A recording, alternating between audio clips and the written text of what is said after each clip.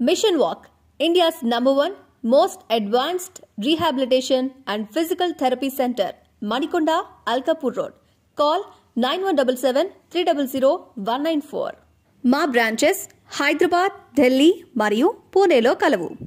మీరు చెప్పండి, అక్కడ చిత్తూరులో నుంచి మీరు ఇక్కడికి వచ్చారు, తిరుపతికి మీరు వచ్చారు, జనసేన నుంచి పోటీ చేస్తున్నారు. ఇక్కడ ఎలా ఉంది పరిస్థితి? చిత్తూరు తిరుపతి అనేది చిత్తూరు జిల్లాలో ఒక భాగం. 14 నియోజకవర్గాలు చిత్తూరు జిల్లాలో ఉంది.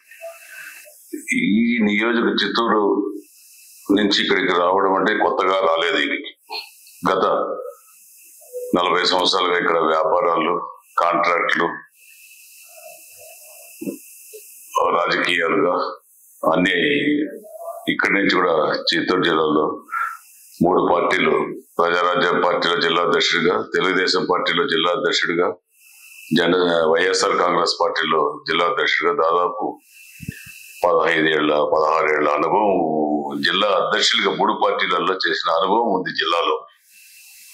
రాష్ట్రంలో కూడా తెలుగుదేశం సెక్రటరీగా గుంటూరు, విశాఖపట్నం, ఒంగోలు పార్లమెంట్లు కూడా అబ్జర్వర్ కూడా చేసిన 2004 నుంచి 2008 వరకు చేసిన సమ్మెలు కూడా ఉన్నాయి. అదే విధంగా కాంట్రాక్టర్ గా జేఎంసీ కన్స్ట్రక్షన్స్ ప్రైవేట్ లిమిటెడ్ గా స్థాపించాం. మాది 45 ఏళ్ళుగా 50 ఏళ్ళుగా కాంట్రాక్టర్ సంస్థ ఉంది, జరుగుతుంది. జిల్లాలో అన్ని రోడ్లు కూడా న్యూ టెక్నాలజీ పైన ప్రతి నియోజకవర్గంలో తార్ రోడ్లు మిషనరీస్ తో వేసిన అనుభవం. జిల్లాలో ప్రతి గ్రామం, ప్రతి పల్లె, ప్రతి మనిషి జేఎంసీ కన్స్ట్రక్షన్, జేఎంసీ అంటే తెలియని వాళ్ళు ఎవరు లేరు. అందులో భాగంలోనే ఈ రోజు చిత్తూరులో ఎమ్మెల్యేగా నేను ఉన్నాను. ఇప్పుడు వైసీపీలో నాకు అన్యాయం జరిగింది. నా అన్యాయం అందరికి చెప్పాను. ఏది ఏమైనా ఈ చిత్తూరు కూడా తిరుపతిలో నాకు అవకాశం వచ్చింది, పోటీ చేస్తున్నాను. సుదీర్ఘ రాజకీయ ప్రస్థానం మీది. తెలుగుదేశం, ప్రజారాజ్యం, వైసీపీ, ఇప్పుడు జనసేన. జనసేన అభ్యర్థిగా మీరు ఇక్కడ తిరుపతిలో పోటీ చేస్తున్న ఈ పరిస్థితిలో ఏదైతే మీ కూటమిలో ఉన్నాయో పార్టీలు, బీజేపీ కానివ్వండి, తెలుగుదేశం కానివ్వండి, అంటే వాళ్ళతో ఉన్న గతంలో కొంత చూసాం, 15 రోజుల క్రితం, 20 రోజుల క్రితం కొంత అసంతృప్తి అన్నది ఇక్కడ బయటపడింది. అంటే సుగుణమాధ కానివ్వండి, జనసేన స్థానిక నాయకులు కానివ్వండి, అంటే ఈ అసంతృప్తులను ఎలా బుద్ధిగిస్తున్నారు, వాళ్ళని ఎలా దారి తెచ్చుకునే ప్రయత్నం చేస్తున్నారు? ఇక్కడ తిరుపతి నియోజకవర్గంలో తెలుగుదేశం పార్టీలు, జనసేన పార్టీలు, ఆశావహులు గత 10 సంవత్సరాలుగా జనసేన పార్టీలు, 40 ఏళ్లుగా తెలుగుదేశం పార్టీలు ఇక్కడ ఎమ్మెల్యేలుగా అనుభవాలు ఉన్నాయి. అందులో తిరుపతిలో తెలుగుదేశం పార్టీకి బలంగా ఉంది. దాంట్లో ఇప్పుడు 10 ఏళ్లుగా ఇప్పుడు తెలుగుదేశం ఆశావాళ్ళు ఎక్కువగా ఉన్నారు. ఒకసారి 2014 నుంచి 19 వరకు తెలుగుదేశం గెలిచింది. 19 నుంచి 24 గెలిచి ఓడించారు. గెలిచింది తెలుగుదేశం, గెలిపించుకున్నది వైసీపీ.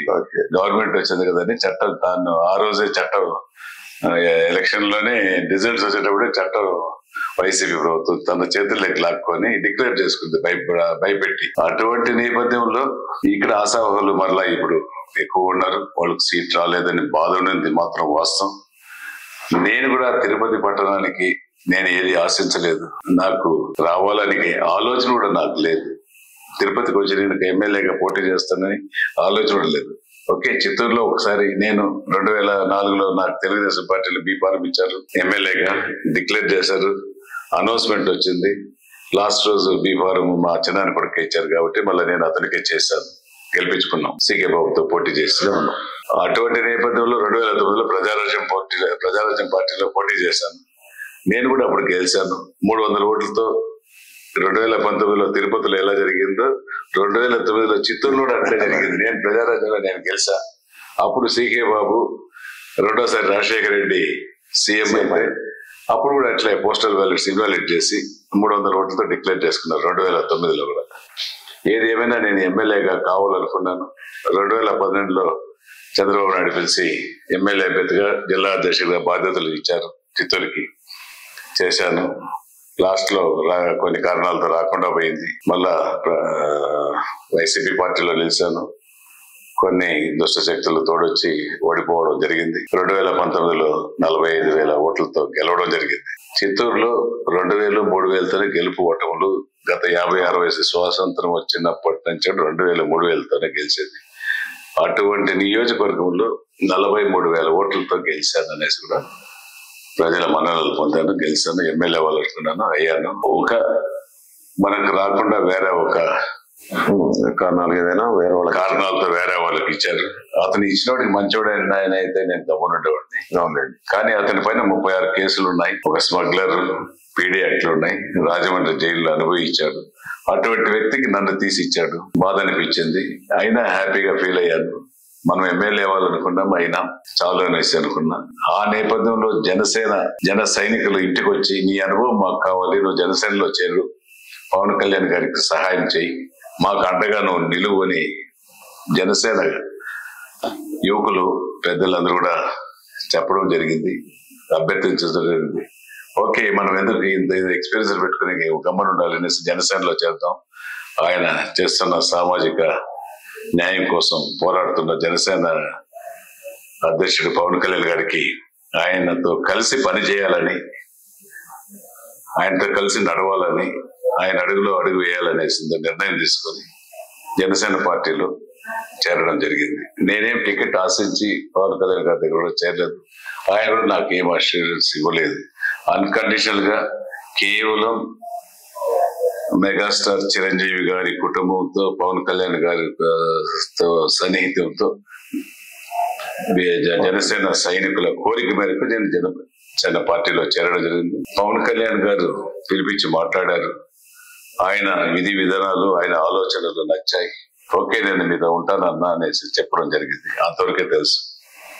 మళ్ళీ నాకు ఎమ్మెల్యేగా ఎలా వచ్చిందో, ఆ ఏడుకొండల వెంకటేశ్వర స్వామి ఎలా ఆలోచించారు, పవన్ కళ్యాణ్ గారు ఎలా ఆలోచించారు, వెంకటేశ్వర స్వామి ఆశీస్సులు, పవన్ కళ్యాణ్ గారి ఆశీస్సులతో తిరుపతి పట్టణానికి నేను ఎమ్మెల్యే అభ్యర్థిగా ఇస్తున్నాను, నువ్వు పోటీ చేయాలని పవన్ కళ్యాణ్ గారు చెప్పారు. ఆయనకు నమస్కారం పెట్టి తప్పకుండా మీ ఆశయాలు నెరవేరుస్తానని మాట ఇవ్వడం జరిగింది.